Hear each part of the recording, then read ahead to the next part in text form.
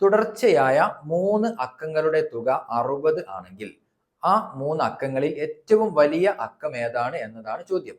ഇതിൽ നടുവിലെ അക്കം കിട്ടാൻ നമ്മൾ ചെയ്യേണ്ടത് ആ ഉത്തരത്തിൽ അഥവാ 60നെ 3 കൊണ്ട് ഹരിക്കുക. 3 അക്കങ്ങളുടെ തുകയെ 3 കൊണ്ട് ഹരിച്ചു കഴിഞ്ഞാൽ അതിൽ നടുവിലെ സംഖ്യ കിട്ടും. അതായത് ഇവിടെ നമ്മൾ ചെയ്യുകയാണെങ്കിൽ 60 ആണ് നമുക്ക് 3 അക്കങ്ങളുടെ തുക സമ്മായിട്ട് തന്നിരിക്കുന്നത്.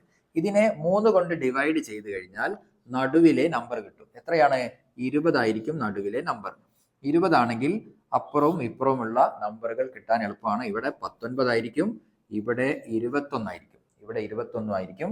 അപ്പൊ ഇതിൽ വലിയ നമ്പർ എന്ന് പറയുന്നത് 21 ആണ്. ഇതിന്റെ ആൻസർ 21 ആണ്.